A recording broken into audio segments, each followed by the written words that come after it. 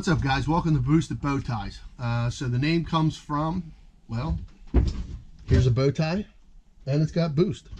So yeah, this is my 69 Camaro.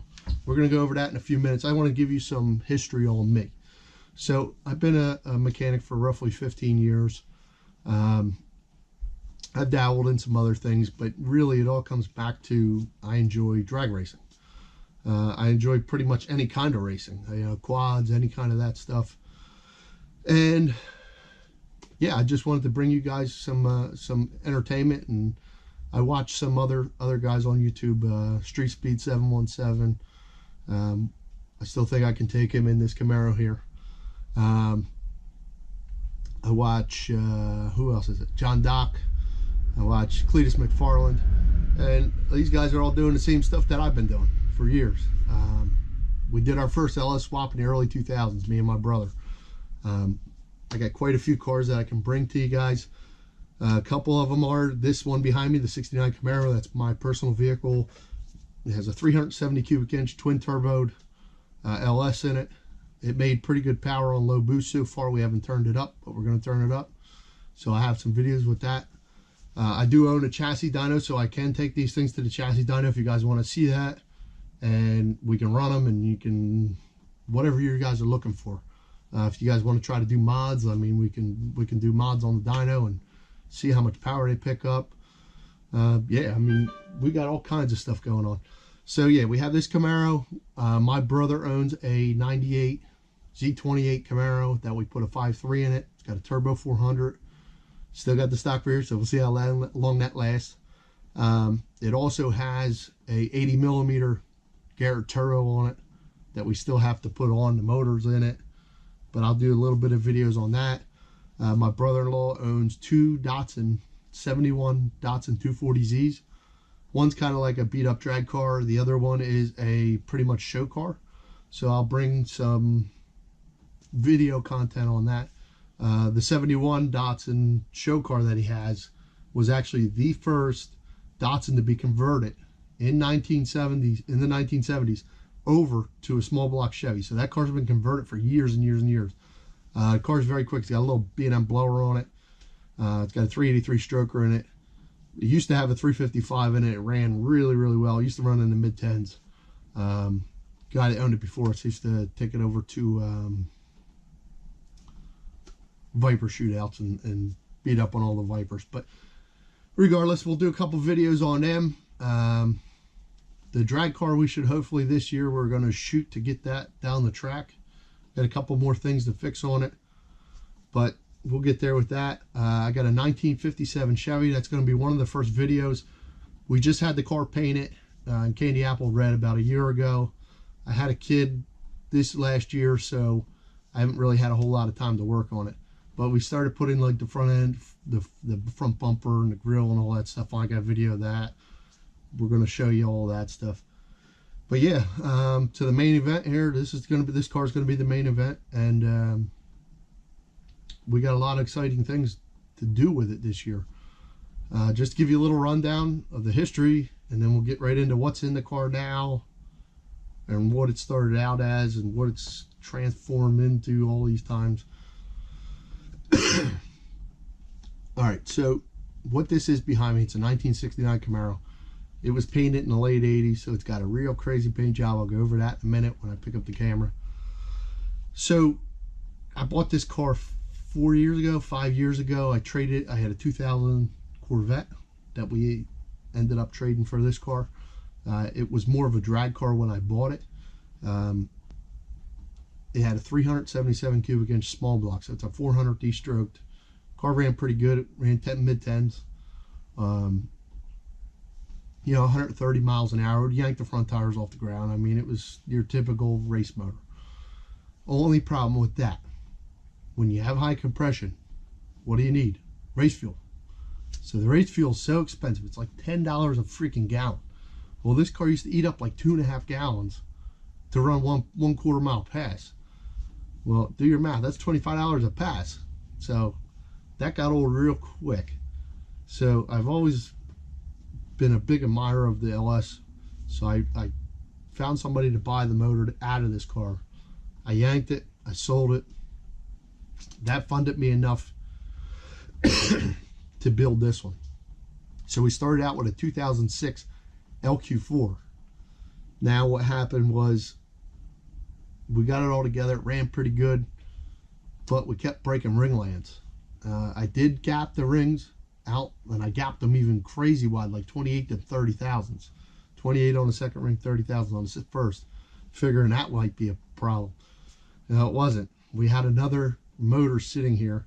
I yanked two pistons out. I weight matched them, put them in, put the motor back together. Within 100 miles, it broke a ring land again.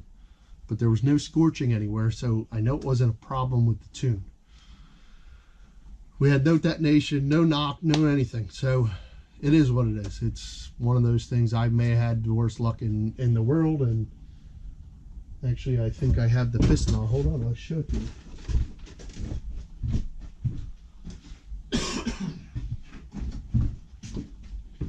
So if anybody ever asks you about these issues, and you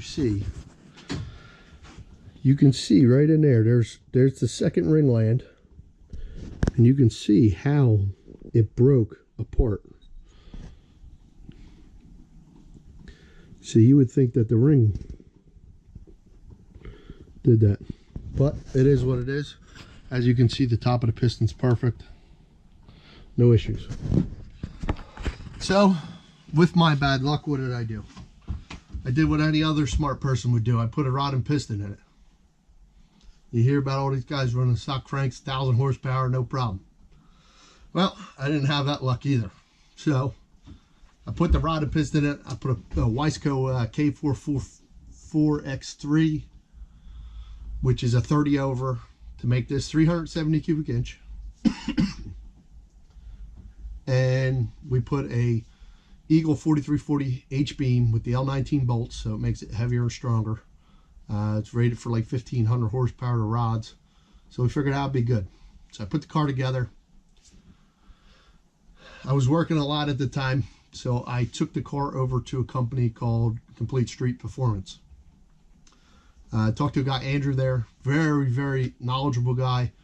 I tell you what, if anybody is looking for a really good tuner and, you know, no nonsense shop, just basically, you know, they're there to help you, go see them. They have a YouTube channel as well called Complete Street Performance. Like I said, it's out in Westchester, Pennsylvania. It's right outside of Philadelphia. It's maybe like 40 minutes outside of Philadelphia. But great group of guys. We went through a bunch of issues. We had a bunch of little problems with the car. And Andrew was more than understanding and let us fix them really, really quick. I'm not saying he's going to do that for everybody, but he understood where I was coming from, and, you know, he really worked with me. I have to give him a lot of credit. And when we go to turn this up, he will be getting the car back to retune it. So, while we were out at Complete Street Performance, he's got a Dynajet 224. It's got the load capabilities and all. My Dynajet is a 248X, so it's a old, only 3,000 pounds of load. So we put it on his dyno. He started tuning it. Everything seemed really, really good. We ended up with 660 wheel horsepower, 552 foot-pounds at the tire. I don't know why everybody says to the tire, because that's bullshit. But anyway, we'll get on that subject in another video. So at the tire, it made 660, 552, and that was fluctuating between 10 and 11 pounds of boost. So at that power level, that's on 92 pump gas, as we like to call it, while race fuel. So we got that all together. Everything was fine. I took it for a ride. You know, once I got home a couple weeks later, because it was still cold out here, and we turned around and I started getting a knocking noise in the motor. It was really, really weird. Normally when you have a rod knock in the motor, it knocks all the time. So little behold that I know, when you rev the engine you were getting the knock, but when you left it at idle or you held it at a steady RPM, you wouldn't get the knock. So I took it back to the guy that assembled the short block for me. It's a company called Lorenzo's Fast Flowing Cylinder Heads. He did all the machine work for me. He did everything. He assembled the short block. Everything was great. And like I said, it made it all through 7 or 8 dyno pulls, which was great. So I brought it over. I said, Lorenzo, you know, what's going on with this? He thought the same thing. Maybe something was wrist pin or something. You know, something wrist pin that goes through the piston. On the bottom here, there's a little pin that goes through. So he was thinking, and I was thinking the same thing. Maybe that's what the cause was. Didn't think of rot. So I ended up ripping the motor out. I gave him the motor. I get a call same day, and he goes, listen, the torque converter ballooned. So when think about a balloon, when you blow it up, the torque converter stretched from the front to the back, pushed against the crankshaft, wore out the thrust bearing. There's a thrust bearing that keeps the crank centered. Excuse me. So once it pushed on that thrust bearing, it wore the material off of that and sent it right into the rod right next to it. So when that happened, what do you have? You got a bad rod bearing now. So we pulled it apart. His recommendation was to put a forged steel crank in it because he thought at the power level that we're at, it may be twisting just enough in combination with the torque converter that, you know, possibly both of them were causing the issue together. So I agreed with him. I bought a K1 Technology steel crank, 4340. We put it in there, put the motor all back together. Everything is great. So the creators of Pink's All Out, they came up with a new idea of a show that they want to run. It's called All Out Live. So I rushed to get the car back together. I ordered a converter from a place called Thompson Motorsports. I'm sure a lot of the LS guys have heard of Thompson Motorsports. They've been around a long time. I ordered a crank from him, and I ordered a new converter. So he's got a shop car that runs about 1,000 horsepower. I talked to Kyle over there. Great guy to deal with. And I told Kyle, I said, listen, I got a really weird setup here, and it's got a 308 gear ratio in the rear, which is not really suitable for drag racing, but I'll get into that a little bit later when we go through the car. So I explained everything, how much that we're going to, when we turn this up, we're expecting 1,000 horsepower. So he says, listen, I have the same converter inside one of my personal cars, in his you know, his shop car. So I said, all right, great. Well, then set me up with that, send it out to me. So they got it out to me quick, got the crank right out to me. I got the crank over to Lorenzo. Literally, I dropped the crank off Wednesday night. He had the motor back to me Friday morning. So if anybody's looking for a good machinist, I've never had an issue with him. He's always got great pricing, and he always bends over backwards to help me at least. Lorenzo's Fast Flow Cylinder Heads. He's in Humeville, Pennsylvania. It's right outside of Philadelphia.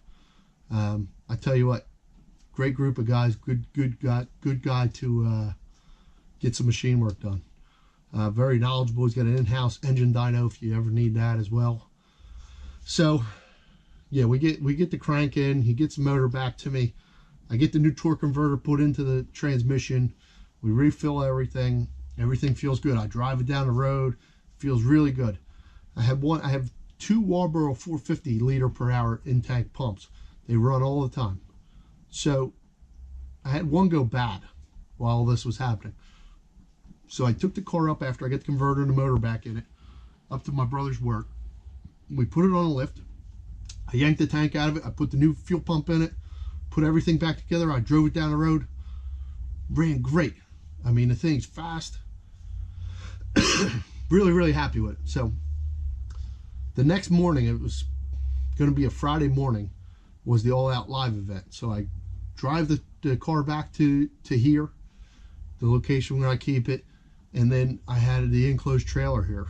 So I put the car right in the enclosed trailer, lock it all up, ready to go for Friday morning.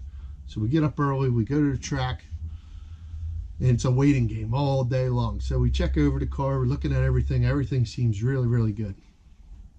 So I had brought some extra fuel with me because I knew the tank had maybe about a quarter tank, and my one fuel pump lay sideways and the other one's vertical. So I take it for the first pass. I get up there, I do my burnout, everything feels really good. I pull it on the trans brake at 1,000 RPM. I didn't want to launch it hard because the motor's still fresh and the torque converter is brand new, and I just wanted to make sure that I can make it down safely. So I let off the trans brake, And we get to about 4,000 in first gear, and I see the fuel pressure gauge start dropping off. And it starts breaking up. I'm like, man, so I get about half throttle, and it's the one fuel pump is enough to support about half throttle. So I got it where the fuel pressure would stay up, and I rode that out all the way through second gear. Car ended up doing a 1061 at 130, which is really not bad at half throttle, which I'm really, really happy. And like I said, this thing was only tuned for 660 and 10 to 11 pounds. I'm sure I wasn't up around 10 or 11 pounds. So I bring it back. I'm thinking the thing's just low on fuel. The one fuel pump isn't getting fuel to it because it's too low on fuel because it's laying sideways. So I put fuel in it. So I'm back in the pits, and I jump on the trans brake, and I want to make sure this thing goes, you know, doesn't lose fuel pressure when I pull it up in the boost. So I pulled it into first gear, put it on the trans brake, and I rev the piss out of it to try to get it to bring up the RPM, bring up the boost, so that way I can make sure that the fuel pressure doesn't drop out. I do all this, and lo and behold, everything seems great. I let off the throttle. I waited till it come to idle. I put it in neutral, and I let out, and all of a sudden I have the torque converter whining. It's ring. I'm like, what the heck is going on? So luckily, I mean, there's a bunch of other racers. I mean, there had been 200-300 guys there, and everybody was really, really great. I had a couple of guys that were next to me were like, listen, my trans builder's here. He can look at it. So I had a couple of guys come over that build trans for a living, and they all said the same thing. We think the torque converter went out. You know, it just seems like it ate the torque converter, because it didn't do it in neutral or park. It would do it in gear. So if you were in reverse or first or second, it would whine really, really bad. So it is what it is. So I had one more pass to make, test pass, and I said, you know what, I'm just going to send it, and if something happens, something happens. It is what it is. So lo and behold, I take it for the second pass, and I put it on the trans brake. I put it up like 2,500. I figured if it's going to let loose, just let it loose. So I let off the trans brake. Car really took off, man. It took off like it used to. Car ended up losing down the end. You could feel it. I didn't fix the fuel issue, so we have to fix the fuel issue still. That's a video that we're going to get into. But the second half of the track, you could just feel it slipping so bad, like the torque converter just was not applying the torque into the transmission. So I got down to the end. The car ended up going 11.0. I mean, it was like 129 or something, and it was really bad. So I know I have a fuel issue. I know I had a torque converter issue. As soon as I get home, I'm a little angry because it's a brand new torque converter I just paid like $900 for. I call up Thompson Motorsports. I talked to Kyle over there. Kyle was great. I tell you what, it was unbelievable, the service level. Kyle said, listen, we'll stand behind anything we sold you, but you really need to talk to Mike over at Freak Show. So I called Mike. I said, Mike, listen, I bought this torque converter through Thompson Motorsports. You know, something happened to it. I don't know what happened, but on the second pass, I explained everything, how it all happened. And he comes back and says, look, we stand behind 100% of everything we sell. And he says, if you can ship it back to me, I'll get it done, and I'll get it right back to you. So this was already going to be in October. So I got the trans out like in October. I sent him the torque converter back. He sent me another one right away. Everything was good. I haven't had a chance to put the trans back in the car yet because I wanted to do some upgrades to it. I pulled it apart and found out it was a stock 176 gear set. It was supposed to be a straight cut 180 gear set. It is what it is. So yeah, let's get on to a little bit about the car. So what we're going to look at now. So as of right now, you'll see it's a little, everything's got a little bit of moisture on it because it's all cold. So this is a 370 cubic inch. Like I said, it's got a full rotating assembly in it. It's got Wiseco pistons, 4340 H-beam rods. It's got the K1 technology steel crank in it. Other than that, it's pretty much stock. It has a Virginia Speed Stage 4 turbo cam. Couldn't be any happier with that camshaft. It has a double valve spring in the head with titanium retainers, all from Texas Speed. They are a great company as well. I tell you what, If I didn't get this turbo cam so cheap, I would have went with Texas Speed stuff. But as you can see, I mean, everything's backyard done. I don't do anything. As you can see, all this is exhaust tubing. This is all exhaust tubing. I MIG welded all of it. It is what it is. I'm not looking for the pretty factor. So yeah, this motor made 660 552. It's got the 417 Motorsports 1200 horsepower intercooler, water to air. This is our breather tank for the oil. And as you can see, it's a little tight and it's a little unorthodox. But if you look up underneath here, you'll see this is my muffler. So I routed the turbo out and around. It goes out here, straight down, and then out the front of the car. So there you have it. One of the other things, this car used to have drag brakes on it. We got rid of the drag brakes. We went to a jegs wheel, and we ended up putting a cross drill and slotted rotor for a C5 Corvette. So yeah, as you can see behind me, this is the transmission. I completely took it apart.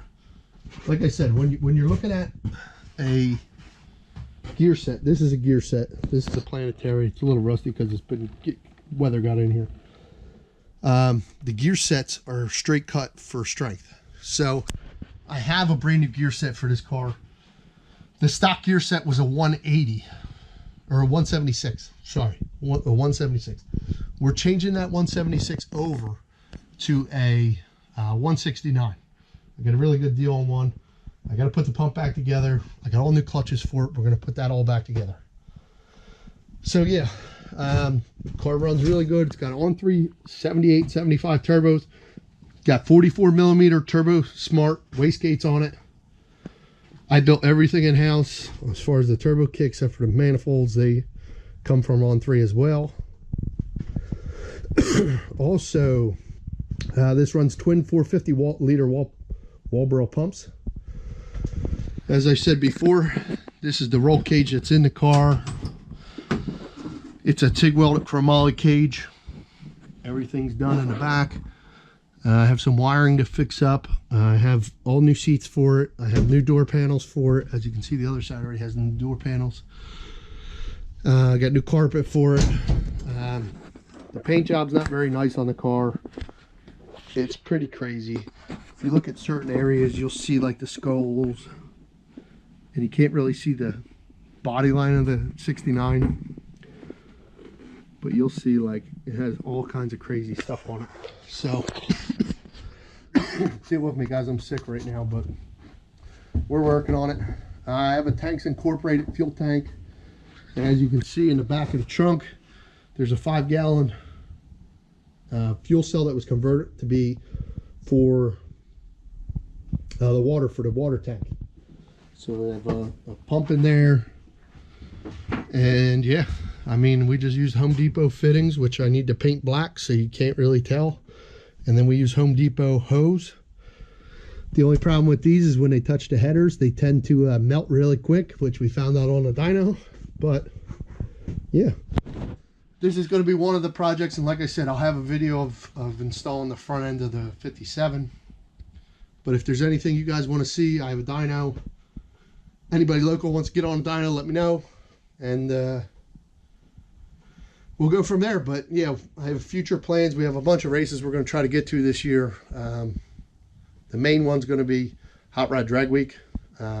So we'll see what the car can do. I mean, on 10 pounds of boost, it went 1060s, so we're hoping into 9s, and I really want to lean on it this year and turn it up now that I have the transmission that'll hold it.